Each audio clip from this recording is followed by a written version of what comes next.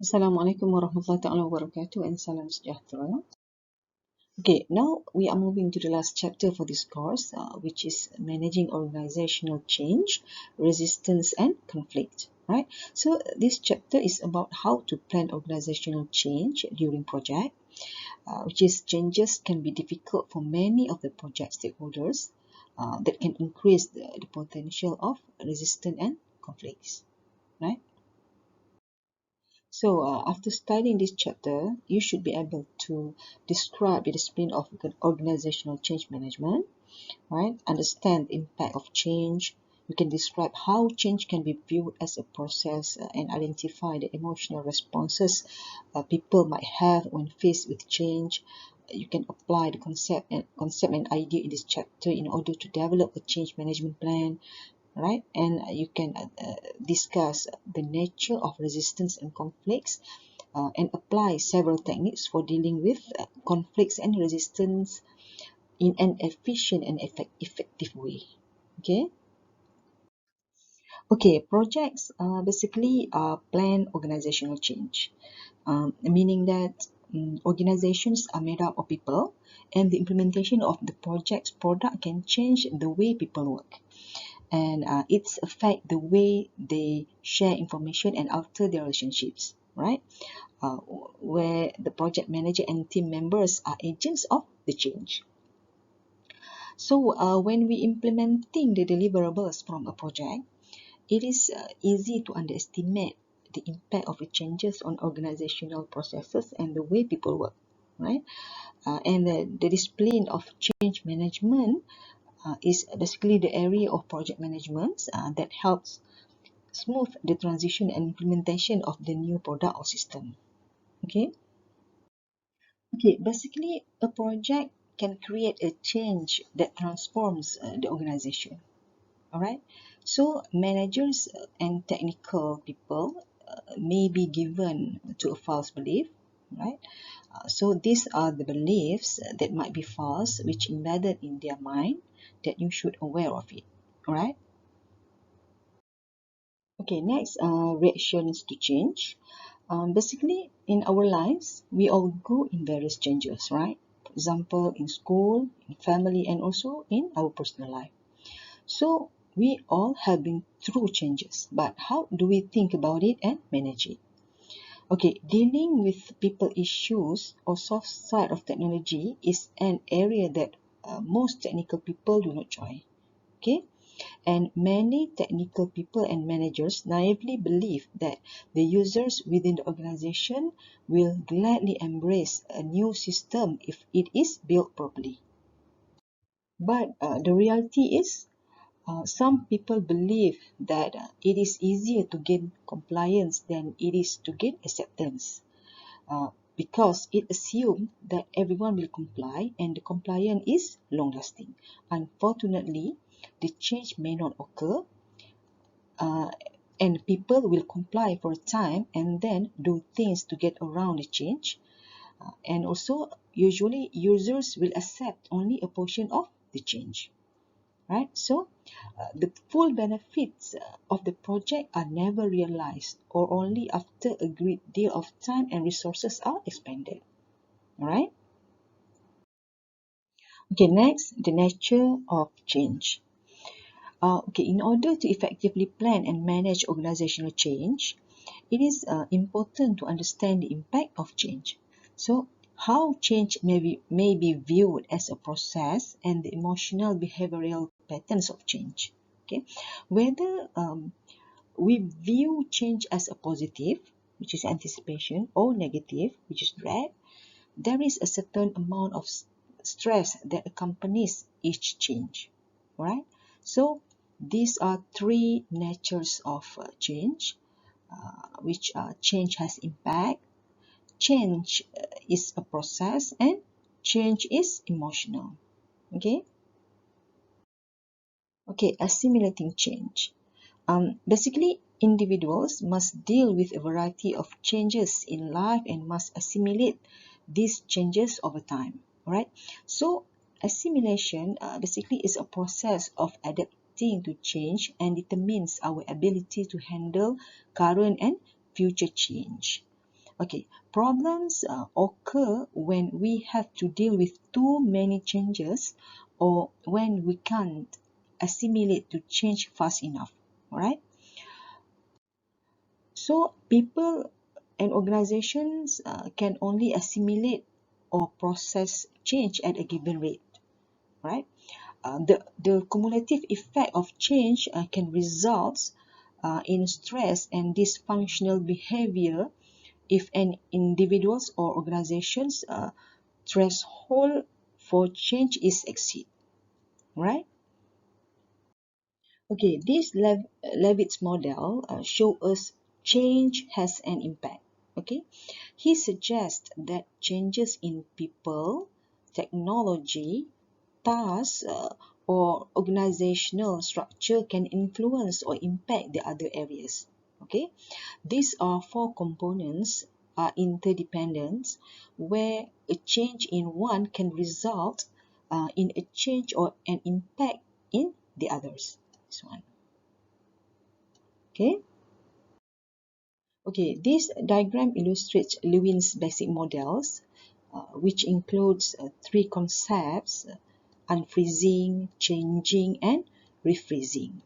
So, the present state represents an equilibrium or a status quo, uh, which is to change from the current state. Okay, there must be driving force both to initiate and to motivate the change. Okay, so this requires an unfreezing or an altering of the current state's habits, perceptions, and stability. Okay. Okay, this diagram is Elizabeth Kubler and Rose model, which illustrates emotional responses to change, right? And it shows us the range of emotions one may experience from the loss of a loved one, right? So emotional response to change from stability to acceptance. Okay, so these same emotional responses have been applied to managing change whenever people experience the loss of something that matters to them. Okay. Okay, some valuable insights for understanding how people may react to significant changes that affect their lives, which are five stages of grieving. Okay, the first one is denial.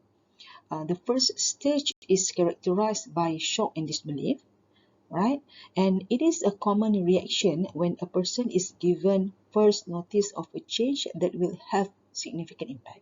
Okay, the second one is anger.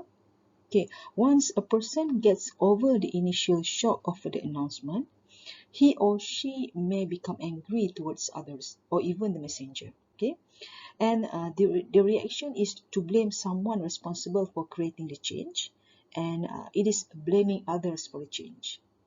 All right. The third one is bargaining. Okay, it is the third stage of grieving, where the person is no longer angry.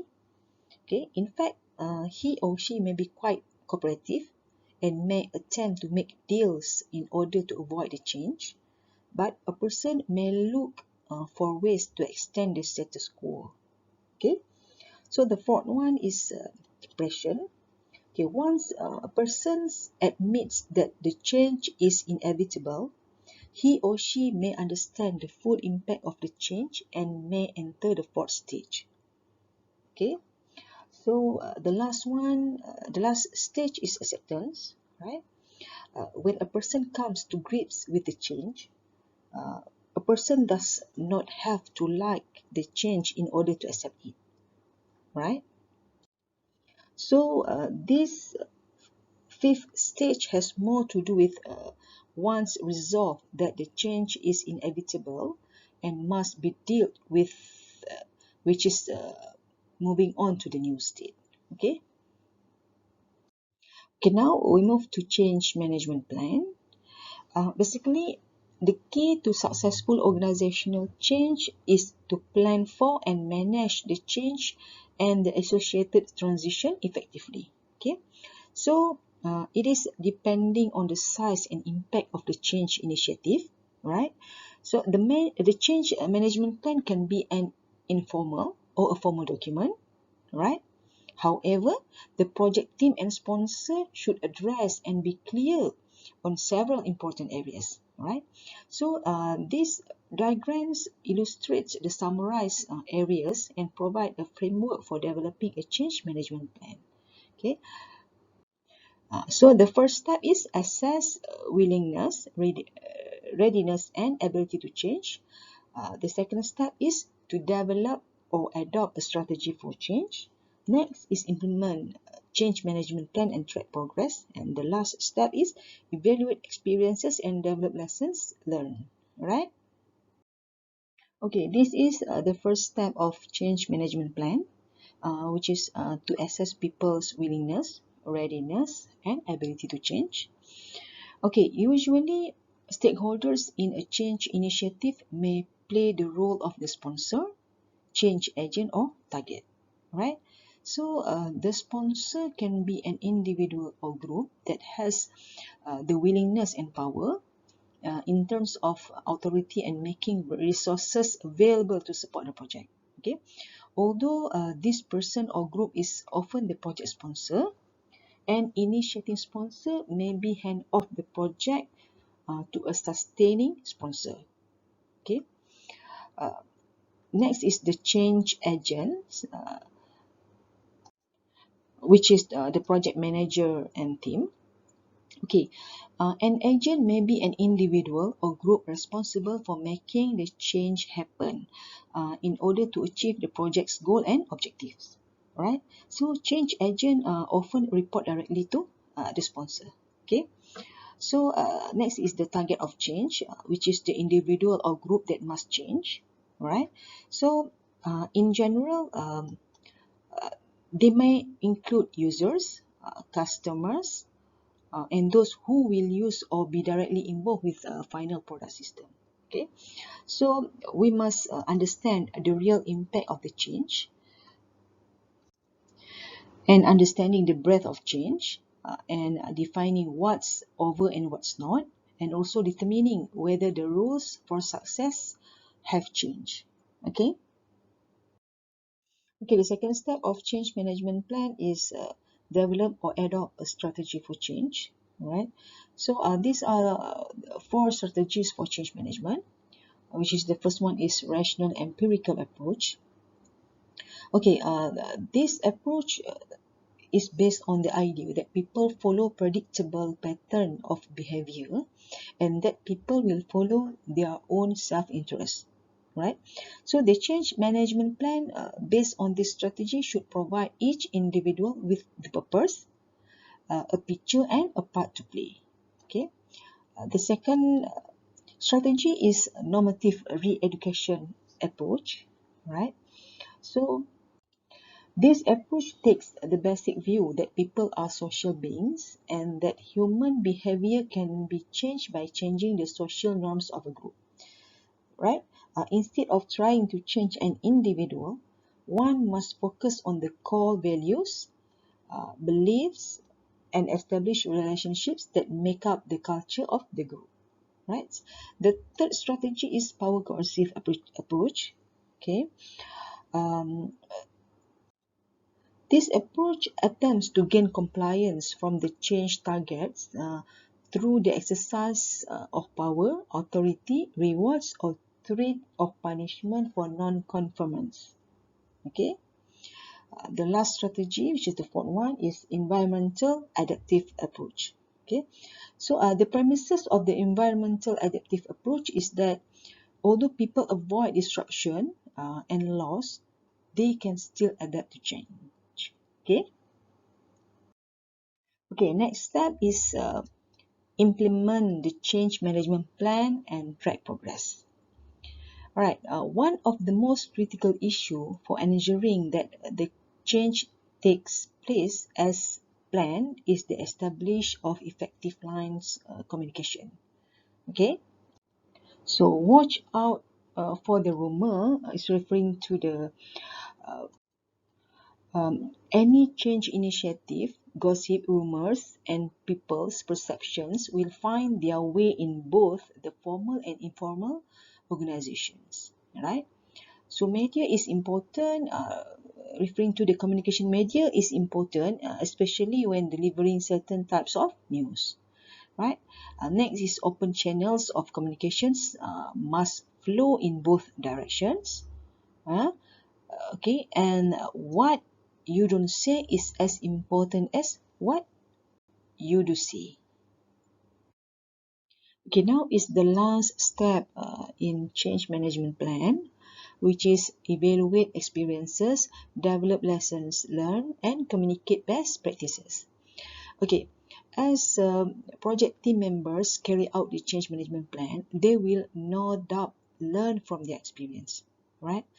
So as a lesson learned, these experiences should be documented and made available to others, to other team members and other projects. Okay, so the experiences can be shared and best practices can be identified, right?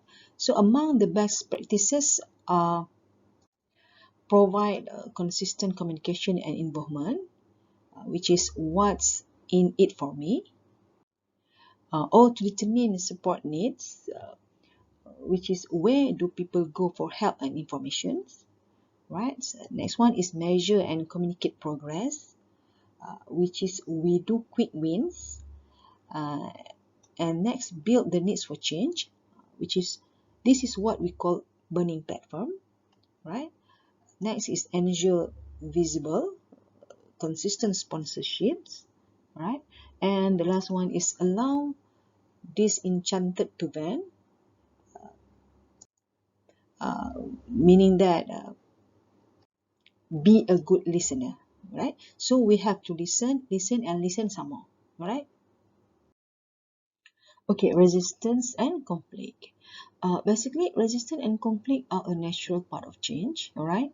So in this section, we will look at the nature of resistance and conflict and several approaches for dealing with these two issues, all right? So we start with the resistance first.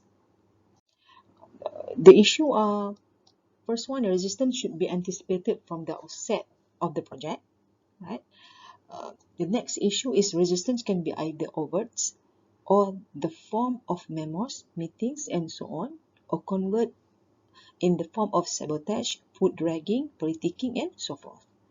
Okay, then resistance can arise for many valid reasons. For example, someone may resist an information system because the response time is too slow, or because a product does not provide the feature or functionality that were originally specified as part of the requirements. Okay. The last issue is resistance due to cultural or behavioral reasons is harder to rationalize, but still can keep a project from reaching its intended goal. Okay. So why do people resist change?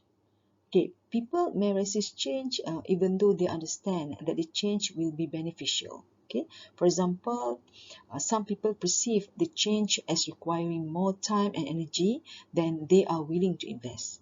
Okay, sometimes people feel that a change will mean giving up some things that is similar, comfortable, and predictable, right? So people may be annoyed with the disruption caused by the change, even if they know that it will be beneficial in the long run. Okay, or people may believe that the change is being imposed on them externally, and their egos will not tolerate being told what to do, right?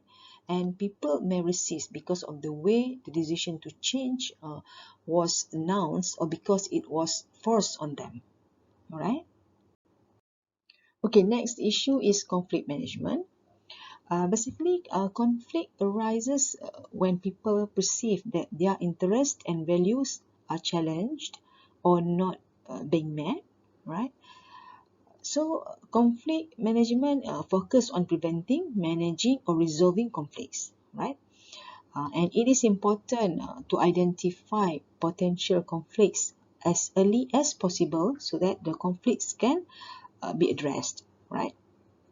Although conflict can be positive and help form new ideas and establish commitment, negative conflict left unresolved can lead to damaged relationships, mistrust, unresolved issue, continued stress, dysfunctional behavior, and low productivity and morale.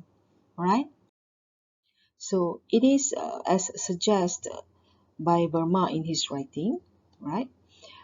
Which is, although conflict is one of the things most of us dislike intensely, it is inevitable.